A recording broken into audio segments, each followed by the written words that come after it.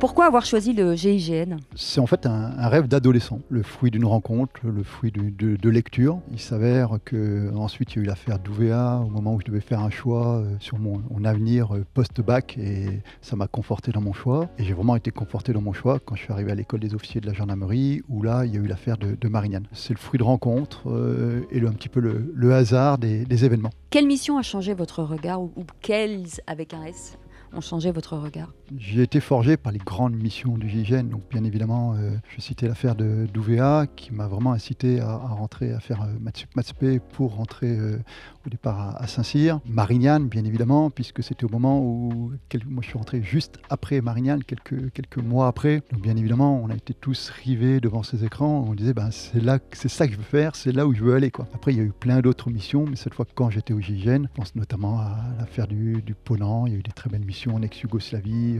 Donc toutes les grandes missions, mais des fois on est marqué par des petites missions entre guillemets. J'ai eu des très très belles missions, assez complexes, sur le territoire hexagonal, mais qui n'ont pas défié la chronique. C'est la gendarmerie qui a fait la mission, et pour autant ça m'a marqué personnellement. Quelles sont les valeurs non négociables au GIGN? J'ai envie de dire, il n'y a aucune valeur qui est négociable. C'est un package de valeurs. C'est la loyauté, la sincérité, la fidélité aussi à l'unité, le devoir de s'engager, la disponibilité. Il n'y en a pas une qu'on peut négocier en fait. C'est du all-inclusive dans les valeurs. Est-ce que la négociation est une arme essentielle? C'est une arme capitale, pas sur toutes les missions, mais sur beaucoup de missions. On pense bien évidemment aux prises d'otages, aux individus retranchés.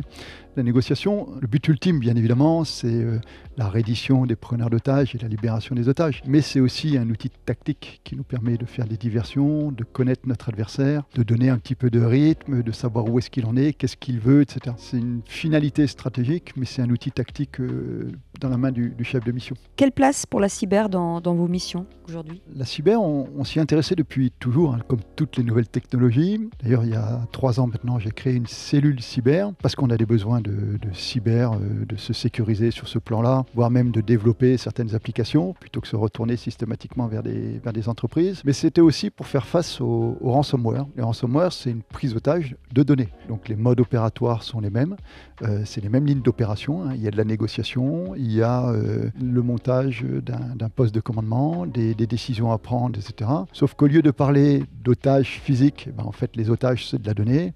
Et souvent, au lieu de parler en euros ou en dollars ou en je ne sais quoi, en fait, ça va se traduire par de la crypto-monnaie, etc. Donc, on est plus dans le domaine numérique. Il me fallait des spécialistes, des experts qui puissent me décrypter ce monde du cyber pour l'adapter au monde physique. Quel exercice est le plus redouté par les candidats? Au moment des tests, alors chacun a ses points forts et ses points faibles. Il y en a, ça va être la natation, il y a des épreuves un peu emblématiques. D'autres, ça va être plus les épreuves en altitude. D'autres, ils sont plus sport de combat, un petit peu moins endurant. Et en fait, ce qu'on demande aux candidats, c'est pas d'être excellent dans un domaine, c'est d'être très bon dans tous les domaines.